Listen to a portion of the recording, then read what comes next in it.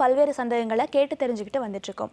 அந்த வகையில் இன்னைக்கு நிகழ்ச்சியில் முதுகு வலியை பற்றின நம்மக்கிட்ட நிறைய விஷயங்களை ஷேர் பண்ணிக்கிறதுக்காக senior consultant spine surgeon doctor Vignesh Jayabalan அவர்கள் நம்ம கூட இணைஞ்சிருக்காங்க. நேயர்களே, முதுகு வலி சம்பந்தமாக உங்களுக்கு இருக்கக்கூடிய சந்தேகங்களை ஸ்க்ரீனில் தெரியக்கூடிய நம்பருக்கு கால் பண்ணி டாக்டர் கிட்ட கேட்டு தெரிஞ்சுக்கலாம். முதல்ல டாக்டர் வெல்கம் பண்ணிடலாம். வணக்கம் டாக்டர், எப்படி இருக்கீங்க? டாக்டர், இப்போ இந்த முதுகு வலி ஏற்படுறதுக்கான பொதுவான காரணங்கள் என்னென்ன doctor? Usually the back pain, the so-called muduvali எல்லாமே வந்து starts from home, which is like நம்ம எந்த பொசிஷனில் படுக்கிறோம், எந்த பொசிஷனில் தூங்குகிறோம். ஃபார் எக்ஸாம்பிள், இப்போ நம்ம தூங்கும் பொழுது ஸ்ட்ரைட்டாக படுக்க போகிறோமா, இல்லை லெஃப்ட் ஹேண்ட் சைட் திரும்பும் பொழுது we need to adapt certain position so that your back doesn't strain, which is like starting from the sleeping position to how you sit.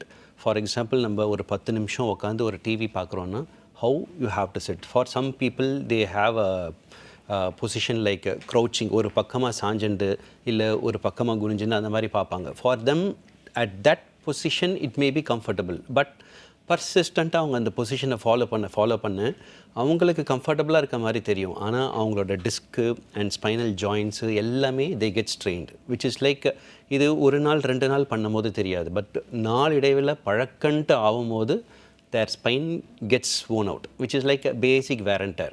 ஒரு acute problemல ஆரம்பிச்சு it becomes a chronic disease. So persistently they always have this back pain. And not only that, basic personal habits, how you maintain your weight, நம்ம எடையை எந்த அளவுக்கு நம்ம control பண்ணி வைக்கிறோம்.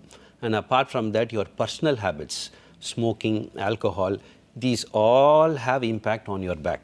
So in the basic ஃபேக்டர்ஸ்லேயே நம்ம control பண்ணோன்னா you can very well maintain your back pain and they really form the basic cause of your back pain.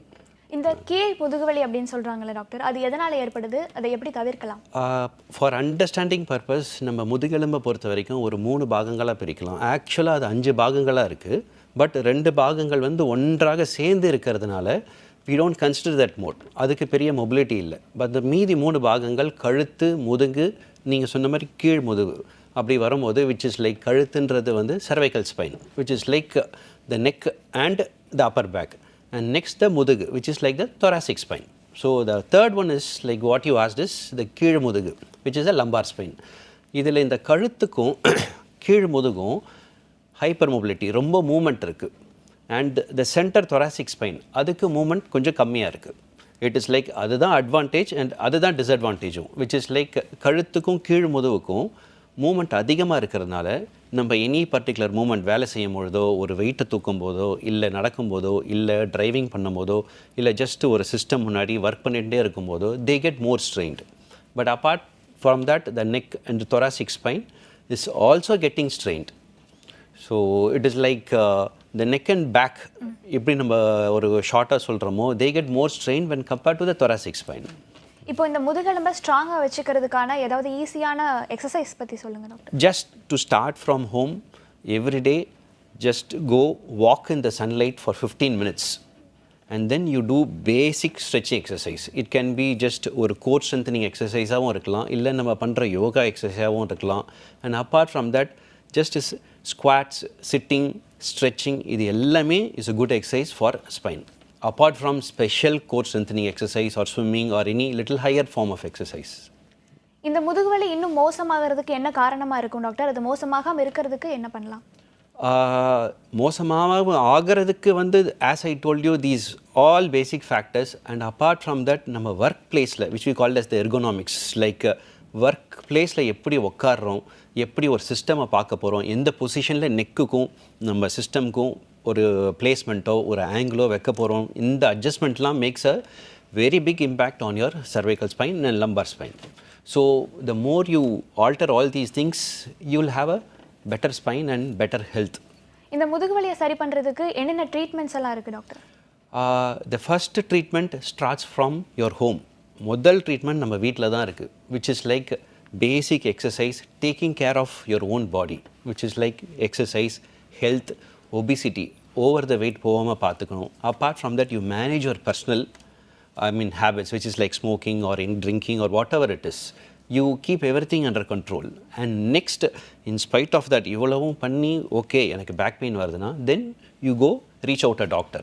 And again, when you go to a doctor, your basic treatment starts from medicines, exercise, physiotherapy to a higher level surgery depending upon the severity and chronicity of your problem. இப்போ இந்த bike ஓட்டுறவங்க ரொம்ப travel பண்ணுறவங்க அவங்களுக்கெல்லாம் முதுகு வலி கண்டிப்பாக இருக்கக்கூடிய வாய்ப்பு இருக்குது. ஸோ கண்டிப்பாக ட்ராவல் பண்ணியே தான் ஆகணும், பைக்கில் போயே தான் ஆகணும், அப்படி இருக்கிறவங்களுக்கு என்ன பண்ணலாம் doctor? So it is like for example இப்போ ஐடி ஜாபில் இருக்கவங்களோ இல்லை ரொம்ப தூரத்தில் இருக்கவங்களோ they have to travel long distance. It's like ஒரு ட்ரீட்மெண்ட்டாக இல்லை நீங்கள் ட்ராவல் பண்ணக்கூடாது மாற்றுங்கன்ட்டு நம்ம சொல்லலாம், but practically it is not possible. So in that case நம்ம ஸ்பைனை வந்து சேஞ்ச் பண்ண முடியாது, பட் ஸ்பைனை சுற்றி இருக்க மசிலை the more you keep it stronger, which is again goes back to your exercise and core strengthening exercise. இதெல்லாம் பண்ணும்பொழுது அந்த ஸ்பைன் வந்து இன்னும் ஸ்ட்ராங் ஆகுது, which is like the better your muscle action, the better going to be your bone. இப்போ medicines எடுத்துக்கிறதுனால இந்த முதுகு வலி பெர்மனெண்ட்டாக சரியாயிருமா டாக்டர்? டெஃபினட்டாக கிடையாது. ஸோ முதுகு வலி பர்மனெண்ட்டாக சரியாகணும்னா you have to take care of your body and you have to do proper exercise and give adequate respect to your body, which is like நம்ம சாப்பிட்றதுல இருந்து அதர் பர்சனல் ஹேபிட்ஸ்லேருந்து எல்லாத்துலேயுமே கண்ட்ரோல்டாக வைக்க வேணும். After that for temporary management you can take tablets, and apart from that if it is going to be old age, ரொம்ப வயசானவங்க where you need extra supplements, in that case definitely you can take, but அந்த டைம்லையும் it is like ஒரு ஹெல்ப்பாக தான் tablet இருக்குமே தவிர அது நிரந்தர தீர்வு ஆக முடியாது. இப்போ இந்த நீண்ட கால முதுகு வலிக்கு உடல் எடை எந்த அளவுக்கு பங்கு வகிக்குது, அதை பற்றி சொல்லுங்கள் டாக்டர். நீண்ட காலம் இருக்குது முதல்ல பேக் பெயின்ன்றது it could be because of age related problem, நம்ம இதுவாக சொல்லணும்னா டீஜெனரேட்டிவ் இஷ்யூன்ட்டு சொல்லலாம்.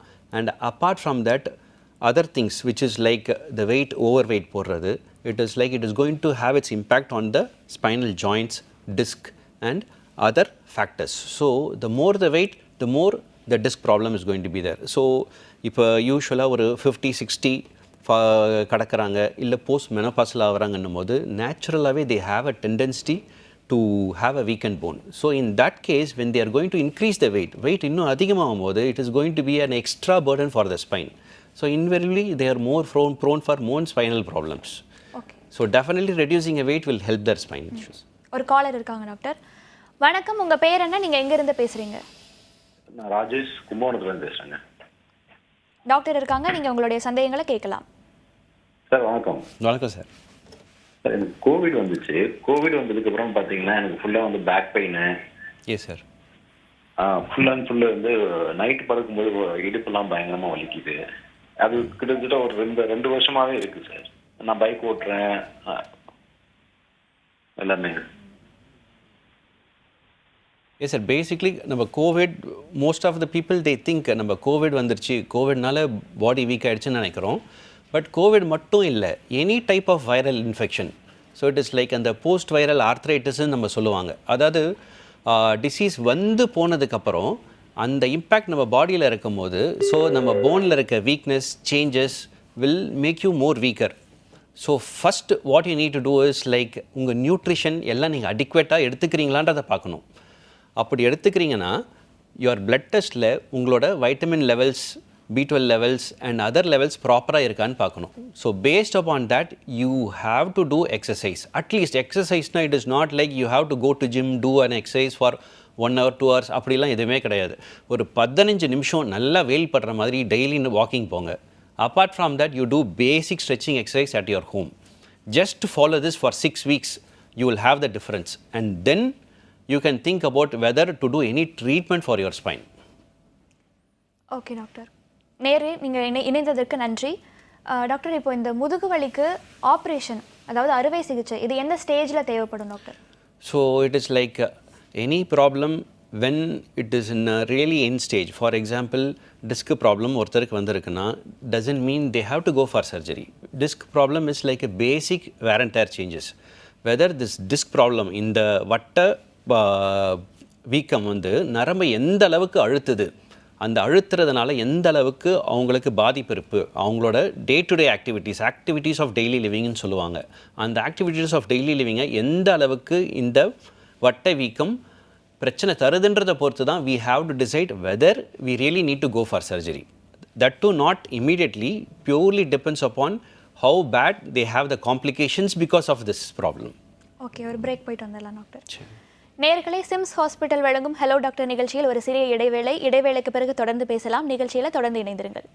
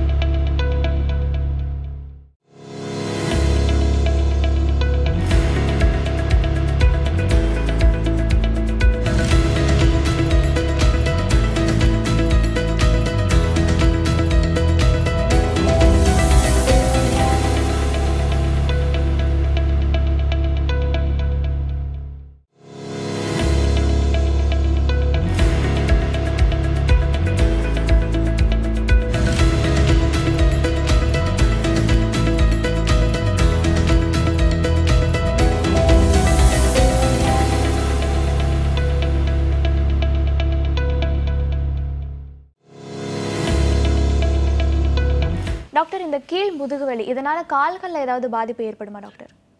கண்டிப்பாக வரலாம். இப்போ கீழ் முதுகு வலி டிஸ்க் ப்ராப்ளம்னால வந்துச்சுன்னா விச் இஸ் லைக் வட்ட வீக்கத்தினால் it may compress the nerve. நரம்பு அழுத்தப்படும் போது அந்த நரம்பு எங்கெங்கெல்லாம் விச் இஸ் லைக் ஸ்பைனல் கார்டில் இருந்து கீழே தொடையில் ஆரம்பித்து கால் வரைக்கும் போகிற இடம் எல்லாமே அந்த மரத்து போகிற சென்சேஷன் வரதுக்கு வாய்ப்புகள் இருக்குது. ஓகே, இப்போது பொதுவாக பெண்களுக்கு வந்துட்டு அதிகமாக இந்த முதுகு வலி ஏற்படுது, அது எதனால doctor?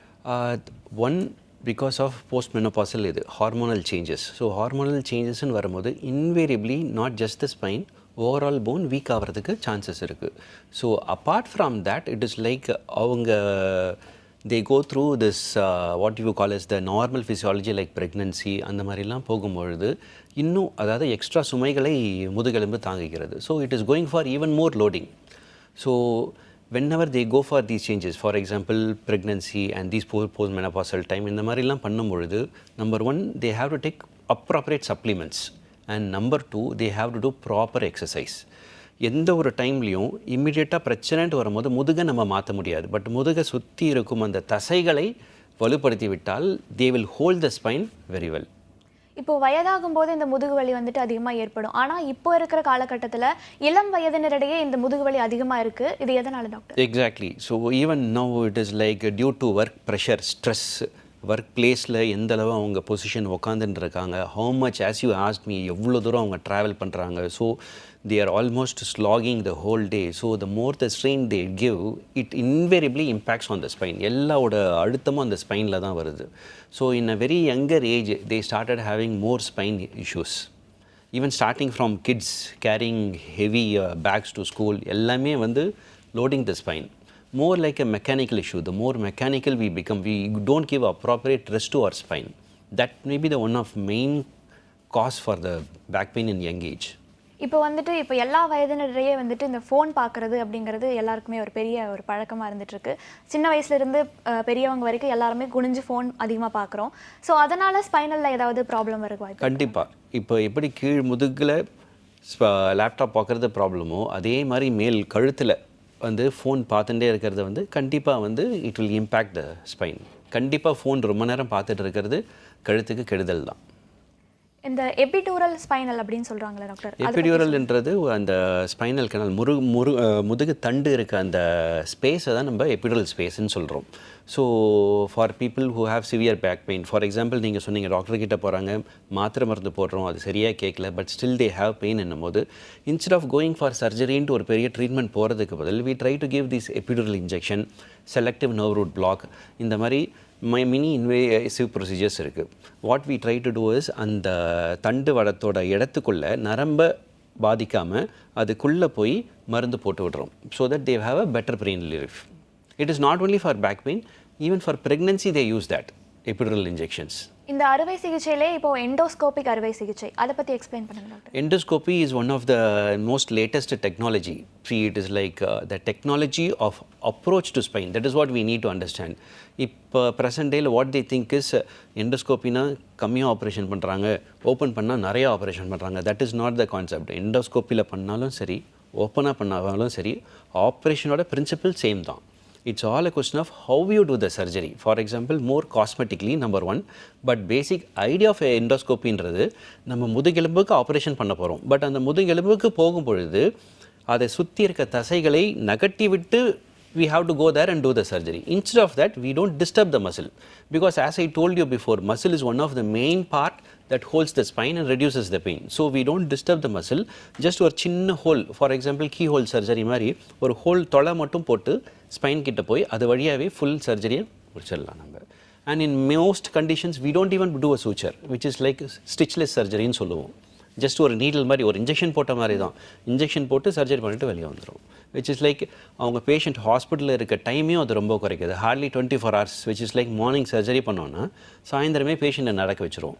Either the same day night or the next day morning we sent the patient home. இப்போ நிறைய பேருக்கு இந்த L4 L5 அந்த ப்ராப்ளம்ஸ் எல்லாம் இருக்கும், அதை பற்றி டீட்டெயிலாக சொல்லுங்கள். L4 L5 again coming back to the கீழ்முதுகு தான். கீழ்முதுகு which is like the lumbar segments. So L4 L5 is like a very common area. We all get the disc problem. So it is like this workplace stress, other loading problems, every load is taken up by that lumbar segment. And lumbar segment, like in the L4-5 has got the highest impact and more common area to get a disc prolapse. எப்பவுமே இந்த முதுகு வலிக்கு வந்துட்டு operation ஒரு தீர்வாகுமா doctor? எப்போவுமே முதுவலிக்கு operation கண்டிப்பாக தீர்வு கிடையாது. It is like out of 100%, even though we being spine surgeons, that doesn't mean we daily operate. Hardly ஒரு 100 பேஷண்ட் ஓபிக்கு வராங்கன்னா அதில் 5 பேருக்கு தான் சர்ஜரி பண்ணுறோம். which is like we can very well manage the spine without a surgery. இப்போ பெண்களுக்கு வந்துட்டு spinal கார்டில் ஊசி போடுறதுனால அது பின்னாடி அவங்களுக்கு பிரச்சனை ஏற்படுத்துமா டாக்டர்? டெஃபினட்டாக கிடையாது. பட் நிறைய பேர் அப்படி தான் நினச்சிட்டு இருக்காங்க. ஸோ இட் இஸ் லைக் ஒரு ப்ரெக்னென்சி எப்பயோ இல்லை ஒரு சின்ன ஆப்ரேஷன் அப்போ எனக்கு முதல்ல ஊசி போட்டாங்க, எனக்கு அதனால தான் பேக் பெயின் நினைக்கிறாங்க. பட் அது அதனால கிடையாது.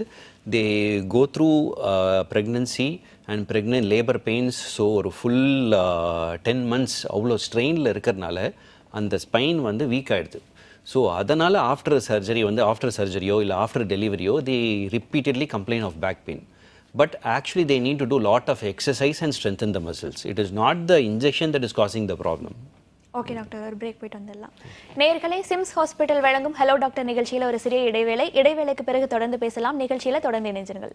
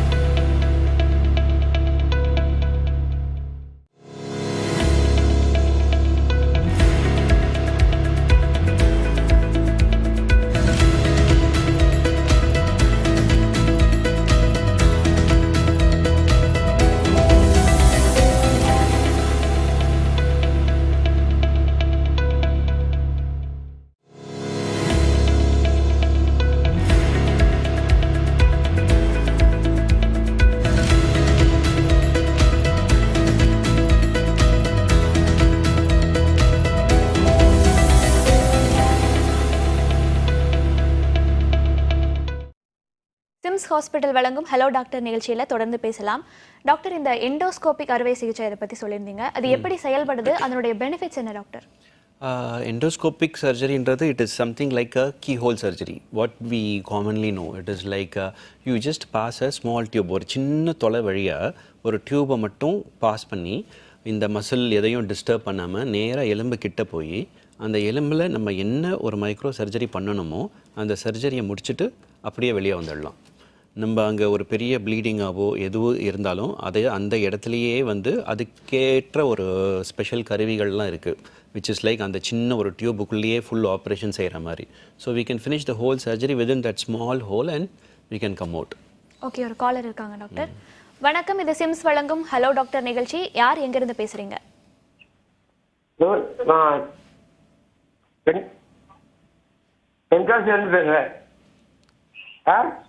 டாக்டர் இருக்காங்க, உங்களுடைய சந்தேகங்களை கேட்கலாம்.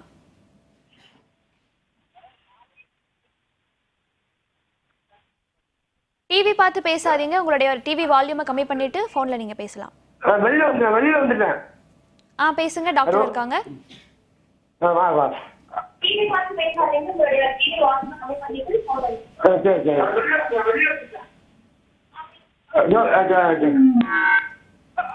Hello sir. சொல்லுங்க. 72 சொல்லுங்க சார். முழு தண்டு அடிப்பகுதி வலிச்சிட்டே இருக்கு. எக்ஸ்ரே பார்த்தா அந்த எலும்பு கேள்வி சொன்னாங்க. அதை ஒன் சைடு மட்டும் இடது கால் பக்கம் வந்து இடுப்புல வந்து பாலை வரைக்கும் உடச்சிட்டு இருக்கு.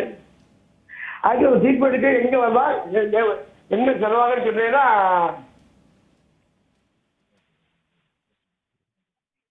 ஓகே டாக்டர், நீங்க பேசலாம்.